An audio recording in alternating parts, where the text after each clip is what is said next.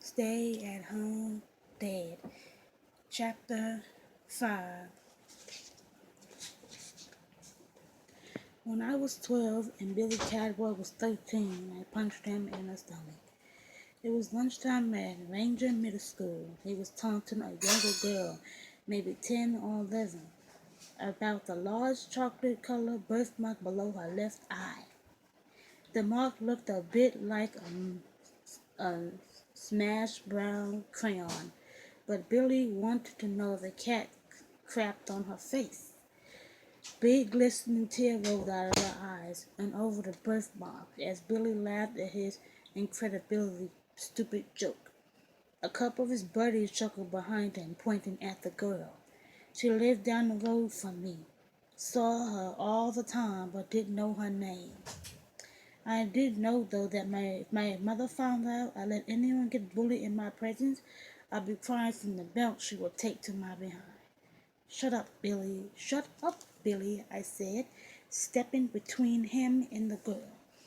Billy carried himself with an unearned arrogance, even at 13, and he lifted his chin in my direction. You gonna make me? Then he smiled. She your girlfriend or something? The smile grew. Maybe it was your cat. I was a year younger, but we were the same size. Something that wouldn't be true for long as I passed him the next year and keep on growing well over 6 feet by the end of high school, while he's topped out just under. Hey, Billy, I said, does it hurt? His smile got all screwed up. Does what hurt? I stepped in and buried my fist in his gut. His eyes bulged and he bent over, his cheeks flooding with color. He fell to his knees and dry heaved. Dad, does that hurt? I asked. He dry heaved again. Guess so. School suspended me for a day, but my mother took me out for a hamburger to celebrate. Now 20+ years later, Billy was sitting on our sofa, and I felt that same urge to knock the crap out of him. Some people just looked at they could always use a good punch to the stomach, and Billy Cadwell was one of them. Carly walked over to him, her hands behind her back, and smiled. I'm 3, she said. I really needed to work on her people judging skills. Billy glanced at her, gave him an insincere, thin smile. That's nice, darling. You're gonna get to it, Billy, Julianne asked from her perch in the doorway. Because unlike the rest of the women in this town, I am not conditioned to offer you something to drink just because you're in our home. Julian's people judging skills, however, needed no work. He kept a fake smile on his face and looked at me. You and Benny had a history. No, Benny and I used to play football against one another, I said. Just like you and I used to play together on the same team. You played against him too. That's not history. Those are facts. Billy shifted his weight on the sofa, crossed one leg over the other, exposing more of the alligator boots. You weren't the only one hurt in that collision, Deuce. My knee throbbed for a moment. Funny. I remember being the only one they had to carry off the field. Benny hit me clean. I went across the field,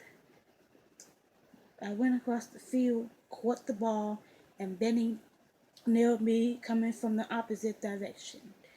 He crashed into my knee and my left one caught. I heard a pop, and when I hit the ground, it felt like someone had set my leg on fire. I'm 3, Carly said, holding up 3 fingers toward Billy, and I'm almost 4. He gave her a tight smile and nodded, then looked at me. He had shoulder and neck problems for years after that. I shrugged. Sorry to hear that. Your knee caused those problems.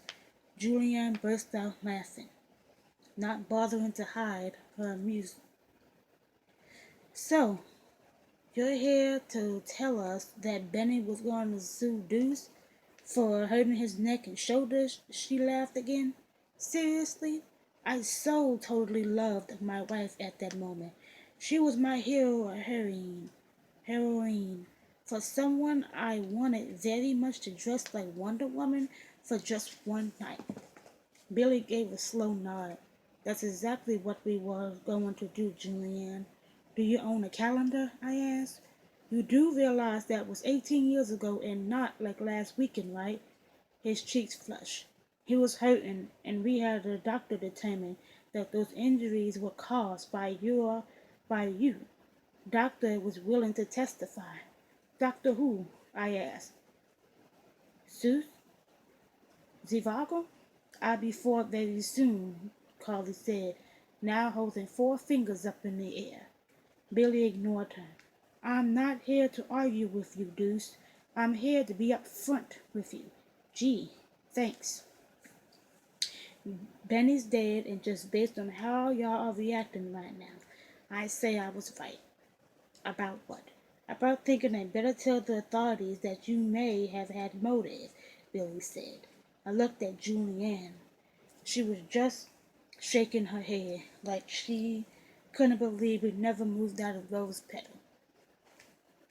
That suit obviously won't be able to move forward now that Benny's passed, Billy said, tugging at the collar of his shirt.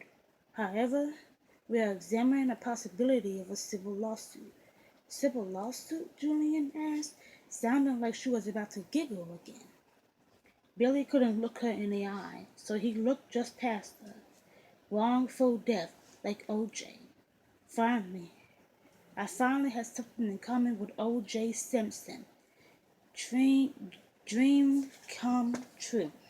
I'll be for very soon, Carla repeated, holding her fingers up as high as she could to get them in front of Billy's face. Annoyance flashed across Billy's face. Little girl, I am talking to your daddy. Stop interrupting. Carly's face fell and her bottom lip jutted out. She turned then to Julianne, attaching herself to her mother's thigh. Get up, I said. Deuce, I said, get up now.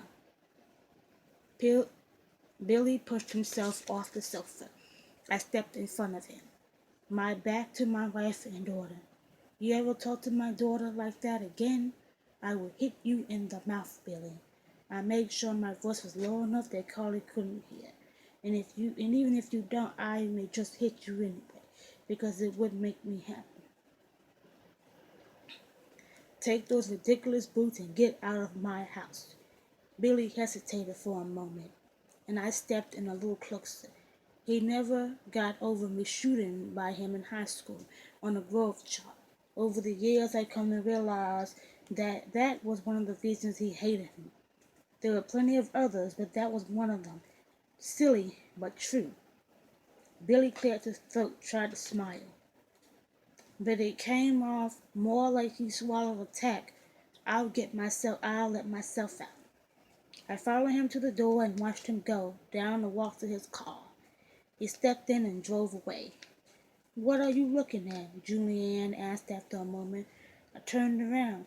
Thought I saw a lizard in the bushes wave goodbye to his boots.